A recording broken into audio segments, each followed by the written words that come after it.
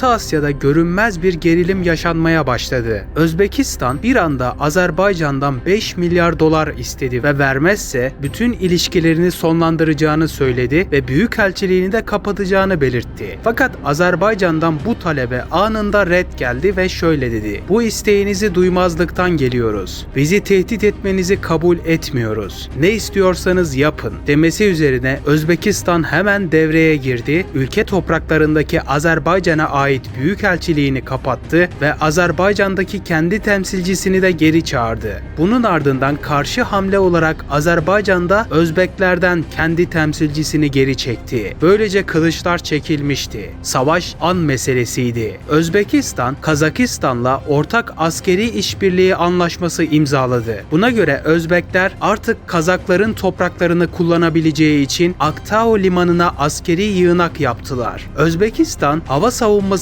güçlendirmek amacıyla Çin yapımı FD-2000B uzun menzilli hava savunma füzelerini kullanmaktaydı. Bunlardan birkaçını Aktau limanına yerleştirdi ve ayrıca buraya konuşlandırılan füze atış sistemleri Azerbaycan'ın kritik topraklarını hedef alabilecek durumdaydı. Azerbaycan bu hamleyi fark ettiğinde Bakü'de sirenler çalmaya başladı ve açıklama yaparak "Bu bir hazırlık değil, bu bir savaş ilanıdır" dedi. Derken Özbekistan Aktau limanı üzerinden ilk füze saldırısını ateşledi. Azerbaycan'ın Sangaçal terminalini hedef alan bu füzeler hava savunmasına rağmen buraya düşmeyi başardı ve terminal kullanılamaz hale geldi. Azerbaycan ise Türkmenistan'la askeri ortaklık antlaşması imzaladı ve Türkmen hava sahasını kullanma yetkisi kazandı. Ardından Azerbaycan Hava Kuvvetleri Su-25 uçaklarını kaldırdı ve Özbekistan'ın batıdaki askeri üslerini hedef aldı. Aktau limanındaki Özbek hava savunmaları bu uçakların birkaçını saptayıp düşürse de diğer düşürülemeyen savaş uçakları özellikle Nukus ve Urgenç şehrinin çevresindeki askeri radar üslerini ağır hasara uğrattı. Azerbaycan bu arada Rus yapımı S-300 hava savunma sistemlerini topraklarında aktif ettiğini duyurdu. Derken Özbekler Kazakistan'daki askeri yığınaklarına ekstra olarak daha fazla füze göndermeye başladı. Böylece ard arda ateşlenen füzeler Azerbaycan'a ait Gence ve Mingeçevir şehirlerine ateşlendi. Bazıları düşürülse de bu kentlere düşmeyi başardılar. Şehirler ağır hasar alınca Azerbaycan Cumhurbaşkanı canlı yayında dedi ki, "Mingeçevir'i ve Gence'yi bombalıyorsanız bu saldırının bedeli ağır olacak. Her karış toprağımızı savunacağız ve artık şu dakikadan itibaren ağır kara harekatlarına başlayacağız" açıklaması geldi. Özbekistan'dan ise karşı cevap gecikmedi ve o da dedi ki, "Sizi topraklarımıza bekliyoruz. Kendimizi nasıl savunduğumuzu hepinize göstereceğiz" dedi. Bu arada Azerbaycan donanması Hazar Denizi'nde kontrolü tamamen ele geçirmek için harekete geçti. Denizaltılar gizlice Aktau limanına ilerledi. Azerbaycan bir gece buraya gelen Özbekistan'a ait askeri sevkiyat konvoylarını saptayarak füzelerle imha etti. Bu olay savaşı büyütecekti.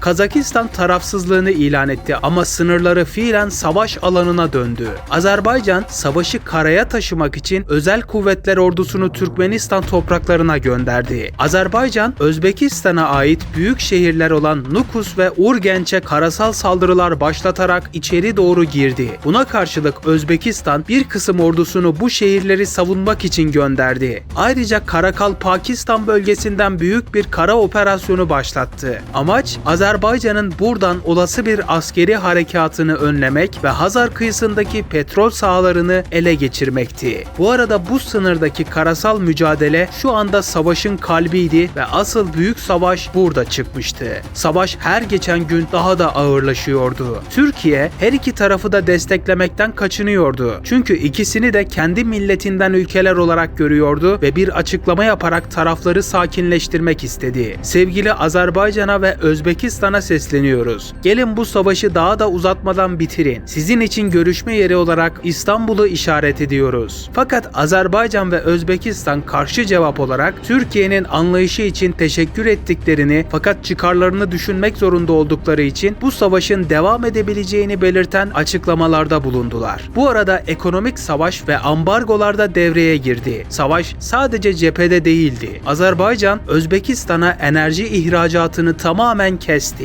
Buna karşılık Özbekistan ise Orta Asya ticaret yollarını Azerbaycan'a kapattı. Özbekistan bu arada savaş cephesinde Aktau limanını korumak için 5000 kişilik bir ordu gönderdi. Özbek askerler burada beklerken Azerbaycan'ın hamlesi daha mesafeliydi ve savaş gemilerinden limana füze saldırıları şeklinde plan uyguluyordu. Özbekistan 59 adet savaş uçağı bulunan bir ülkeydi ve bunların yarısını kaldırarak büyük bir harekata girişti. Bu uçaklar Hazar Denizi üzerinde konuşlanmış Azerbaycan savaş gemilerini nokta atışı saptayarak bombaladı. Azerbaycan'ın S-300 hava savunmaları bazı Özbek uçaklarını Hazar Denizi üzerinde imha etti. Fakat Azerbaycan donanmasının yarısını bu bombardımanlar sonucu kaybetmişti. Özbekistan denize sınırı olmayan kapalı bir ülkeydi ve donanma derdi yoktu. Bu sebeple bu konuda bir avantaj elde etmişti. Fakat bu sırada Azerbaycan'da Demir Yumruk isimli hava harekatı başlattı ve 182 savaş uçağının yarısını topluca kaldırıp Türkmenistan hava sahası üzerinden sınırdaki şehirlere bombalar yağdırmaya başladı. Özbekler bunu görünce kalan diğer uçaklarında kullanmak zorunda kaldılar ve Azerbaycan uçaklarıyla bir hava savaşına giriştiler. Bu bölgede hem hava hem de kara çatışmaları var. Bir kara harekatı daha başlattı. Binlerce asker, zırhlı birlikler ve topçu desteğiyle Türkmenistan üzerinden Azerbaycan ordusuna saldırdı. Bunun üzerine bölgedeki Azerbaycan ordusu ağır tahribat ve kayıp yaşadı. Özbekler burada bir başarı elde ederken Aktau limanını da unutmamaları gerekiyordu. Çünkü Özbek Devlet Başkanı bir açıklama yapmıştı ve diyordu ki bu limanı kaybedersek savaşı kaybederiz. Burayı korumaya devam edin. Derken Özbekistan, Kazakistan toprakları üzerinden Azerbaycan başkenti Bakü'yü hedef aldı ve yoğun bir füze yağmuru gönderdi. Şehrin enerji altyapısı büyük zarar gördü. Azerbaycan ise karşılık olarak Türkmenistan'a yerleştirdiği füze rampasıyla Semerkant ve Buhara'daki askeri tesisleri vurdu. Derken dengeyi değiştiren an geldi. Özbekistan'ın 40 milyon civarında bir nüfusu varken Azerbaycan'ın 10 milyon civarındaydı. Özbekler bu nüfus fazlalığını fırsat bilerek büyük bir askeri çıkartma gerçekleştireceğini planladı ve Kazakistan ile yeni bir donanma anlaşması imzalayarak gemilerini kullanma yetkisini kazandı. Bu gemilere çok sayıda Özbek askeri yerleştirildi ve bu çıkartma gemileri Azerbaycan'ın Hazar Denizi'ne bakan kıyılarının en kuzeyine geldi ve buraya indirildi.